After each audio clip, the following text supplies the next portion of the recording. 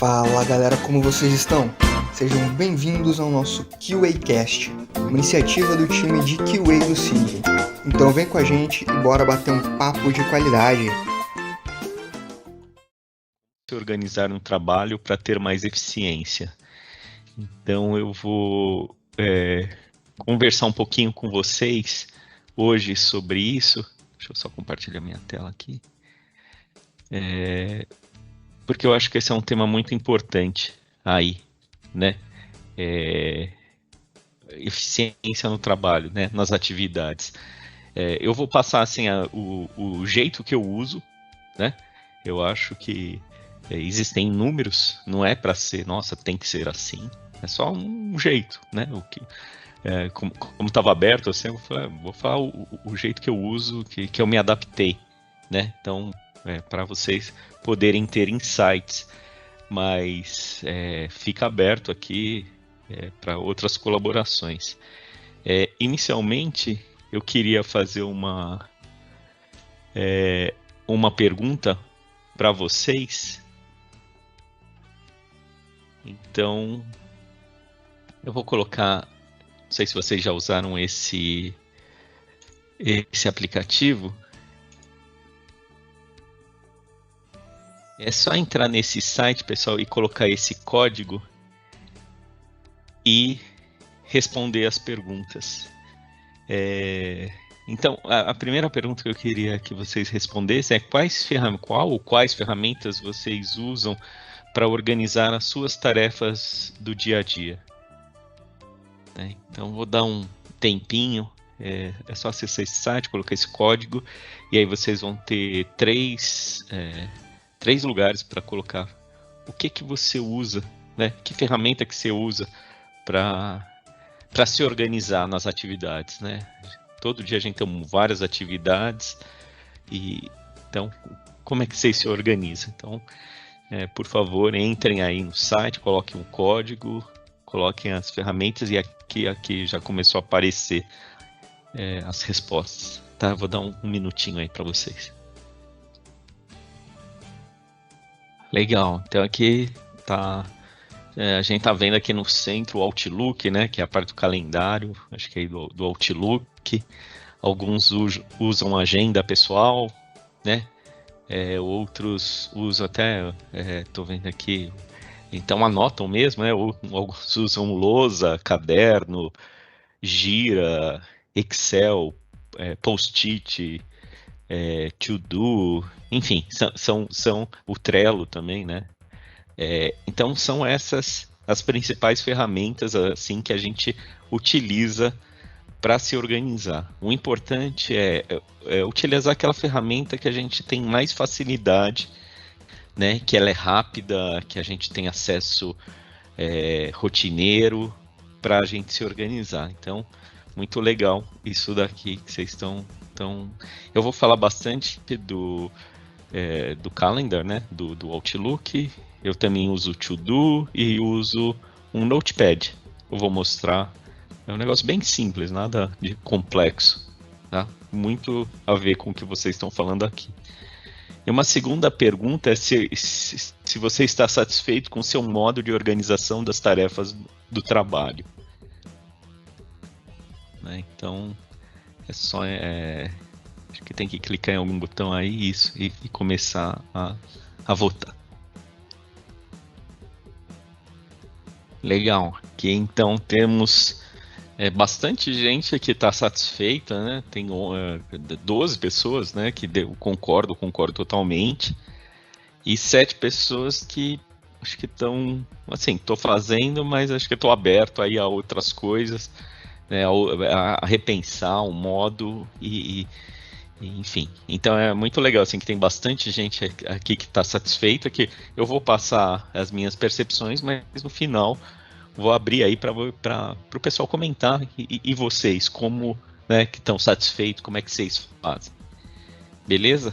Então essa daqui, obrigado aí pelas respostas, essa daqui foi só uma introdução.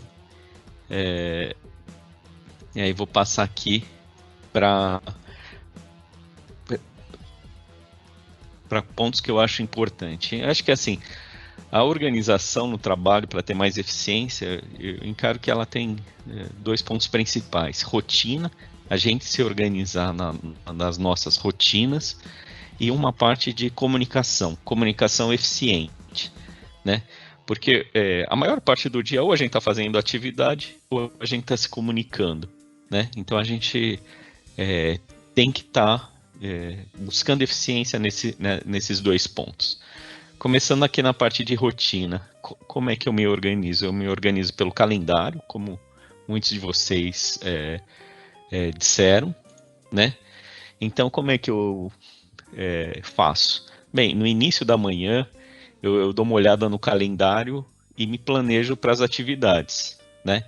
Então, é sempre importante dar uma olhada no calendário e falar, nossa, como é que vai ser o dia de hoje? Né? Quais são as atividades para você meio que internalizar isso daí para até você ficar atento a horários de reunião que acontece, porque às vezes a gente se distrai e aí perde uma reunião, né? Se o aviso não aparece.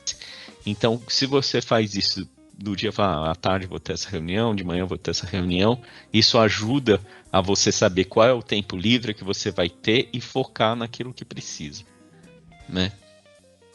Registrar as tarefas que precisam de foco. Então, por exemplo, eu vou mostrar aqui o meu calendar. Então, por exemplo, hoje, sexta-feira. Então aqui tem um monte de reunião aqui e tal. Mas, por exemplo, eu tenho que fazer uma atividade que está no deadline, que é fazer uma avaliação de uma plataforma de competências. E assim, eu não consegui fazer ao longo da semana, porque assim, aí você fala, nossa, tem até que bastante tempo livre. O problema é que nesses tempos livres a gente acaba surgindo muita conversa, né? Não é que você tem, se é muito interrompido, né? Por requests, reuniões, conversas, e acaba tomando o teu tempo, você não consegue fazer às vezes aquela atividade que você precisa de foco. Então, não é toda atividade que eu coloco aqui, mas eu coloco, não, tipo, essa tá no limite, eu preciso entregar hoje, né? Então, eu tenho que reservar esse tempo. Então, eu coloco no meu calendar só para me lembrar que aqui, senão eu posso me perder nisso daqui, né? Então, aqui, por exemplo, o Word Plan que eu tive que fazer, que isso é uma atividade que demora muito e tinha que entregar segunda-feira. Então, assim, tinha deadline. Então, não tem jeito, eu tenho que fazer nesse horário. Então, eu acabo alocando isso daqui, né? Então, assim, o calendar, ele é muito importante para você se planejar, né? E ficar atento aos horários das reuniões, né? Então, assim, memorizar o calendário e sempre ficar atento ao relógio, né? O relógio é um outro instrumento fundamental aí para a gente controlar o timing, né? Então, bem, essa é uma ferramenta que eu uso bastante, né? Calendário. Oi, pode falar. Posso tentar agregar algo aí no seu Outlook? Não sei se você usa ou não, ou se esqueceu de mencionar. Se puder retornar no Outlook, por favor. Opa. Uma coisa que eu uso também aí no Outlook, quando eu clico com o canto direito em algum dos meus compromissos, eu priorizo pela cor. Ali, categorizar, né? No de baixo. Sim. E aí, se é uma coisa que é muito importante, eu já mudo a cor dele pra mim. Tipo, às vezes eu bato o olho nele e já sei, puta, tem aquele negócio importante ali que eu não posso esquecer. Sim. É uma coisa que eu uso aqui também, que ajuda às vezes pra me priorizar uma reunião, algo assim. Muito legal. Pode ser usada essa eu nunca usei essa. Às vezes eu usava. Eu uso muito no pessoal. É que o meu pessoal é no Google, né? Aí eu uso cor, tipo, às vezes fazer um pagamento, pagar uma conta, eu boto vermelho só pra não esquecer, que senão. Né? Mas muito legal. Você pode usar essas cores aqui pra se organizar também. Valeu. Valeu pela dica aí, Vinícius. E o to-do list, né? Uma lista de tarefas para fazer, né? Bem, eu uso coisas muito simples, por exemplo, um Notepad++, né? Porque ele fica aqui embaixo e quando eu clico, eu já tenho acesso a ele, né? Ou tem o Microsoft To Do, que é esse daqui, aqui embaixo também. Esse o Microsoft To Do eu uso mais para coisas pessoais, né? E esse, o Notepad++ mais para coisas do Cid, né? Então, eu vou mostrar para vocês como é que eu uso. E aí, então, assim, eu abro, tem que ser um negócio rápido, né? Tem que ser um clique para você acessar. Então, eu já deixo aqui nessa barra de baixo. E aí eu anoto o que precisa ser feito, faço uma ordenação de acordo com urgência, prioridade, e eu vou alterando a ordenação ao longo do dia. E fico dando uma olhada conforme tá progredindo o dia, né? E sempre que eu me lembro de uma tarefa, às vezes estou numa reunião, aí estão discutindo uma reunião, e aí o pessoal, então Zé, tem que fazer isso. Aí eu abro, já anoto o que eu preciso fazer. Então fica na fila, né? Então, para eu não esquecer. Então, e sabe quando você fica, nossa, eu tenho que fazer isso, a tua mente fica cheia de coisas. Quando você coloca a nota, você limpa a tua mente, você fica mais sossegado, porque aí você só tem que se lembrar de abrir o To-Do, né, o aplicativo lá que você escolheu, para olhar aquilo lá, né? E aí, o que eu faço? Quando as tarefas são completadas, eu movo para arquivo, eu vou mostrar para vocês, e eu uso símbolos bem simples, tipo um tracinho é coisas a fazer, o mais coisas que eu já está em progresso, mas não estão completadas, e um asterisco quando está completado. Então, vou mostrar aqui para vocês rapidinho. Então, assim, ó, esse é um exemplo de um to-do. Eu coloco assim, aqui eu comecei a colocar links de coisas que eu preciso de acesso rápido, né? Que toda hora eu estou pesquisando e tem muita coisa no SharePoint, né? Então eu já coloco aqui, clico e pronto, já abre o lugar que eu preciso. E aí o meu to-do, como é que eu faço? Eu escrevo to-do aqui, essa é uma lista de coisas que eu preciso fazer. Eu já deixo assim, reunião com a Ariston. Por exemplo, às vezes eu tô tem uma reunião semanal com a Ariston, e aí eu já vou, às vezes, estou numa reunião, nossa, eu tenho que falar isso com a Ariston. Então eu venho aqui e já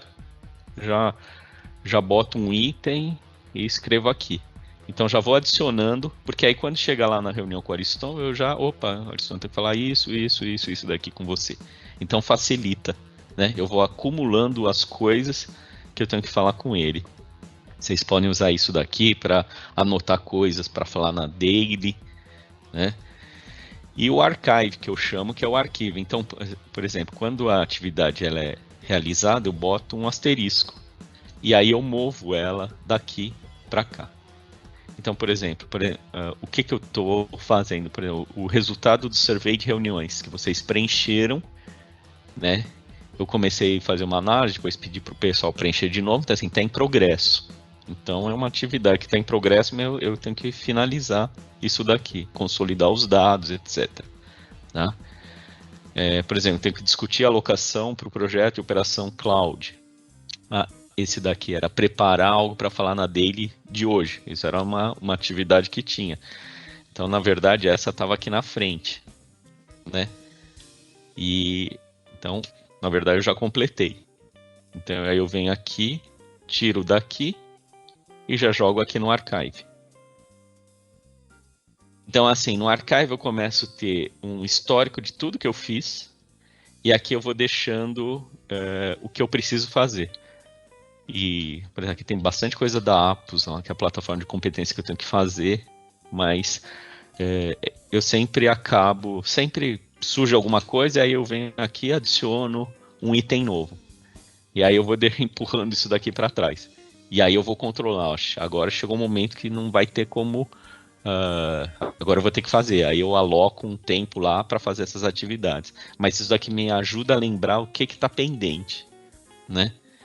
Então, e eu vou mudando. Então, ao longo do dia eu falei, nossa, isso virou urgente. Então passo aqui para frente. Isso aqui é tipo assim, minha próxima atividade. E aí, depois que eu completo, jogo um asterisco e jogo lá para baixo. Então, assim, eu me acostumei muito assim, é um negócio bem simples, né? É um notepad, né? Mas ele é muito rápido para eu acessar, porque, né, tá aqui. eu acesso, então, assim, no meio de uma reunião, me lembro de alguma coisa, eu vou aqui, anoto alguma coisa, então me facilita muito para lidar com todas as tarefas e tentar ser o mais eficiente possível.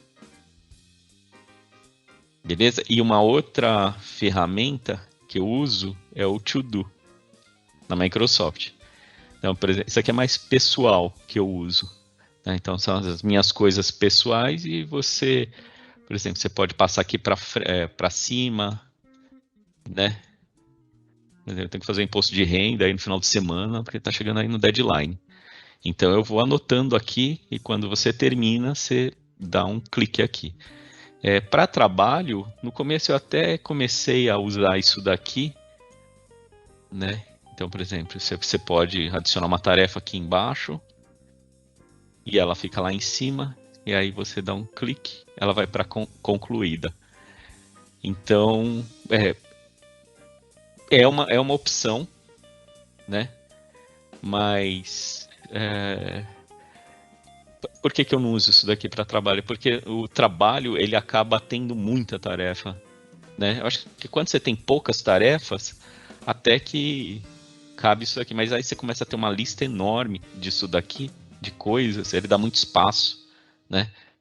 Então, sei lá, eu me acostumei mais com esse daqui, é mais rápido para mim fazer no dia a dia. Mas aqui eu acabo usando até farmácia, supermercado, eu anoto aqui, porque isso aqui também tem aplicativo no celular, então ele é muito bom por isso, ele sincroniza tudo. Então eu estou no celular, o que eu tenho que comprar na farmácia? Então isso daqui.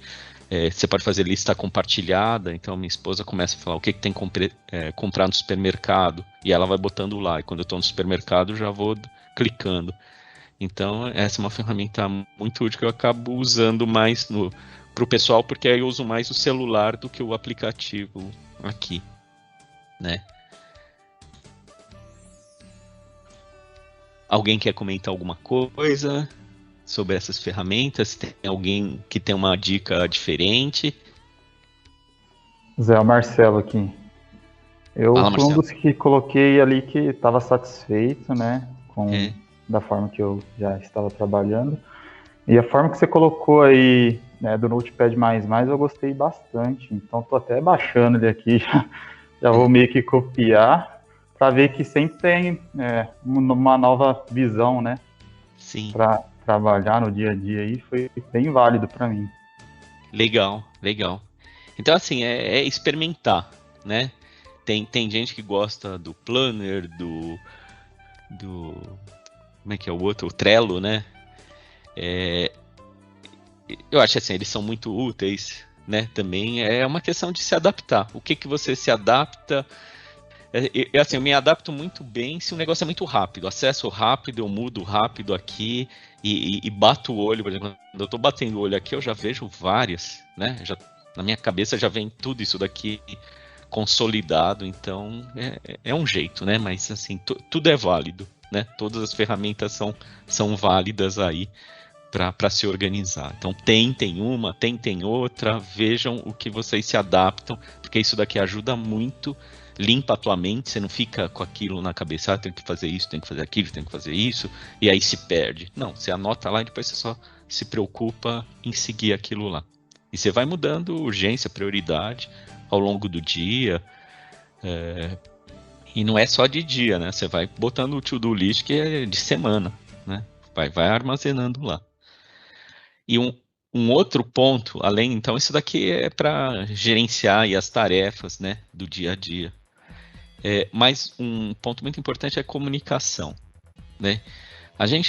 Existem vários canais de comunicação que a gente pode estar utilizando, né? Tem e-mail, tem chat, tem chamada, tem face a face, que hoje está mais difícil, né?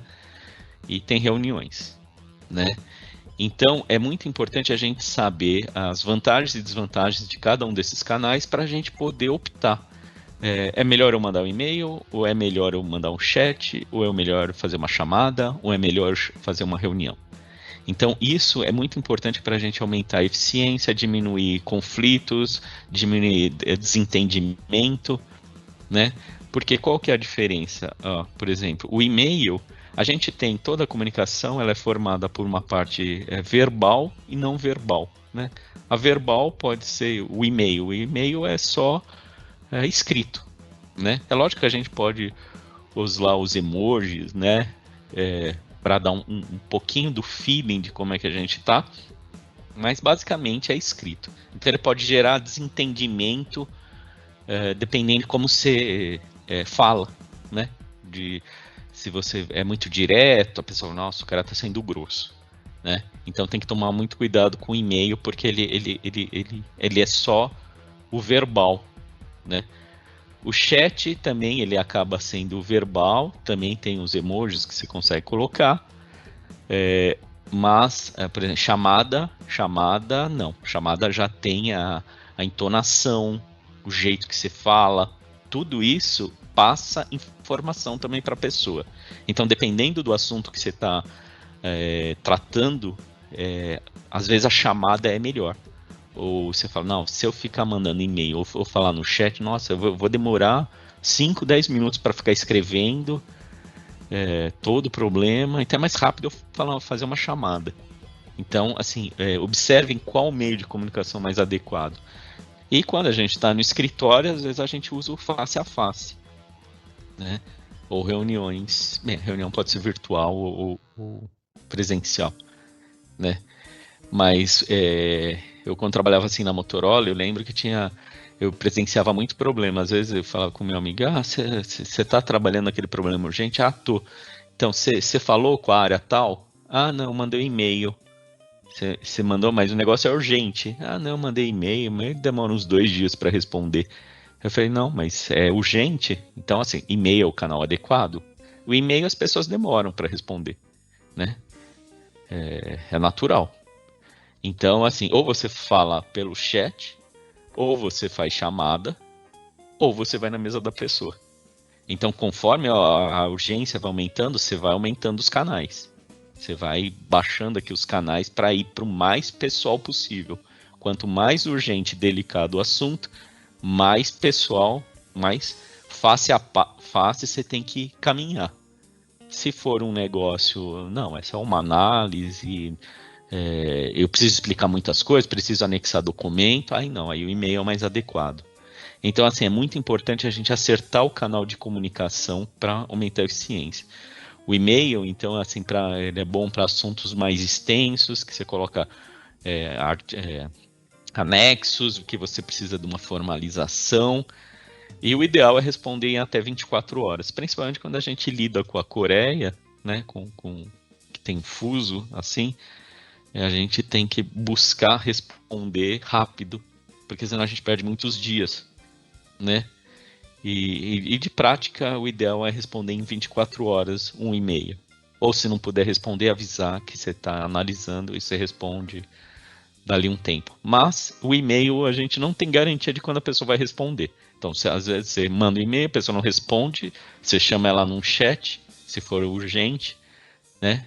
E fala, eu te mandei um e-mail sobre tal, você poderia dar uma olhada, se quer que eu converse, explique para você, tal, e até pode evoluir para uma chamada, né? Mas o chat, também às vezes tem gente que fala no chat um assunto extremamente complexo, que vai dar muitas linhas, isso é perda de tempo, é perda de eficiência. Então o chat é bom para, você pode fazer isso? Ok. Ou uma tomada de decisão rápida, jogar uma informação para várias pessoas. Então, assim, é muito importante a gente saber qual meio mais adequado. Chamada para assuntos mais urgentes, importantes, evitando mal entendidos. Quando você percebe, nossa, ou você discordou de alguma coisa, tem gente que às vezes dá um reply all, né, discutindo com alguém, isso é desagradável. Então tenta conversar com a pessoa, ver se não foi mal entendido. Às vezes você não entendeu, às vezes a pessoa não entendeu, mas tenta chamar para uma conversa, você vai perceber que fica muito mais azeitado a situação, né? E face a face para assuntos mais delicados e importantes, né? Se você vai fazer alguma comunicação ou enfim, o face a face é o mais completo. Você vai ter o verbal, não verbal, você vê o jeito que a pessoa tá pela face, né? Ver isso daqui. Tem muita gente que usa também videochamada, né? Tem grupos aí que usam muito videochamada. É uma opção também. Geralmente quando a gente faz assim reuniões externas, a gente sempre usa videochamada para estreitar um relacionamento, né? Quando a gente já está um grupo que já está mais conhecido, que já se conhece, a gente pode fazer o áudio chamada sem problemas. Assim, a videochamada ela me cansa muito. Então, assim, se eu entrar num dia inteiro só em videochamada, eu me canso muito. Isso daí é até pesquisa, porque a nossa visão ela fica tentando capturar todas as informações da chamada da pessoa. E não é natural. O nosso cérebro ele captura muito quando é ao vivo, assim. Ele vai pegando um não verbal rapidamente, mas na videochamada ele é como se tivesse muito ruído. Então ele usa muito processamento do cérebro, então você se cansa. Então pode perceber, se você faz muita videochamada, você está exausto no final do dia, né? Então, mas assim, são opções, né? A DEC, usem as opções mais adequadas aí ao assunto que vocês têm que tratar. Né? Em reunião, quando a gente tem que discutir alguma ideia ou ações envolvendo 2 ou mais pessoas, né? Quando eu tenho que falar sobre isso, mas eu preciso fazer um brainstorming com alguém. Então é melhor fazer uma reunião, uma conversa, e aí vocês vão falando, o outro lado fala, as pessoas falam, e aí vocês vão formando uma ideia em conjunto. E algumas dicas para reunião: quando vocês vão marcar a reunião, deixa claro o título, né, o tema no título do convite, né? Descreva no corpo do convite a que se refere a reunião. Verifique. Então, assim, é importante por quê? Porque o título, a pessoa bate o olho e fala assim, já sei sobre o que é essa reunião. Descreva no corpo ao que se refere essa reunião, porque às vezes a pessoa, você convida um monte de gente, olhando lá, a pessoa fala assim, esse assunto, não, deixa o pessoal, eu vou declinar. Então você tem que dar opção para a pessoa, mas se você não põe um assunto, a pessoa não sabe o que vai ser discutido lá. Educado colocar isso daqui. Acertar o tempo da reunião, né? Não precisa ser necessariamente 1 hora. Será que 30 minutos dá para cobrir aquele assunto? Tenta ser mais efetivo. Entra, fala, conclui e cai fora, porque tem outras reuniões acontecendo, né? O tempo é escasso. Então veja o tempo suficiente, tente ser o mais eficiente possível. Durante a reunião, monitore o tempo, veja o tempo que está tomando aquela reunião para você se adaptar. E no final, envie um e-mail com a ata e as ações no final, né? Isso daqui é um formalismo. Eu acho assim, não é necessariamente toda reunião você tem que entrar, colocar a atuação, mas depende da audiência e da importância da reunião. Por exemplo, se é uma reunião que definiram, principalmente com times externos, que vocês definiram alguns pontos, é importante colocar um entendimento, porque caso alguém não concorde com aquilo, ele dá um reply, né? Então, assim, e para o pessoal não esquecer, porque ou peçam para as pessoas tomarem as notas no início da reunião, anotem, levem um caderninho, né? Os coreanos são muito assim, quando eles vão para uma reunião, eles levam sempre o caderno. Se alguém aparece sem caderno, eles mandam voltar para pegar o caderno, porque eles falam que em toda reunião sempre vai ter to-do list para alguém. Então você tem que estar preparado, entrou na reunião, não é só para escutar, é para anotar e para não se esquecer do que vai ser as suas tarefas, né? Mas então esses aqui vocês vão acertando conforme a reunião, se precisa ser mais formal, assim, ata, ações, ou pode ser menos informal, se você já tem uma relação boa com o time, você sabe que eles já vão anotar, que eles não vão esquecer o que precisa fazer, enfim, mas essas são algumas dicas. Até tenho alguns exemplos aqui de reunião, deixa eu só ver. Esse daqui tem um título, revisarmos o andamento das atividades do COE. Né? Então tem no corpo, tem o título, até da Daily Integrativa aqui, ó, o que é a Daily Integrativa. Então já estão mencionando aqui, tá legal, né? Importante é isso, tá? Para quem recebe, às vezes não sabe, que já vai tendo uma ideia do que apresentar. Essa reunião, por exemplo, foi marcada, cadê o corpo? Não tem, só tem o título e tem isso daqui, né? Alinhamento do projeto, ok, dá para entender, mas poderia ser colocado para facilitar a pessoa acompanhar, né? Então é muito importante ficar atento a esses detalhes aqui para a gente ter mais produtividade, né? Não só a gente, como todas as pessoas que estão trabalhando aí com a gente. Beleza, pessoal? Então, desculpa aí o excesso do tempo, mas eram essas dicas aí que eu queria passar para vocês. Não sei se foi válido, mas eram só algumas dicas mesmo que me veio à mente. Eu falei assim, isso daqui já me ajudou muito na carreira, e isso é o que eu sempre passo para os coordenadores, para ficarem sempre atentos a isso daí, para a gente sempre ter mais eficiência. Você ouviu ao QAcast, o podcast de QA Test.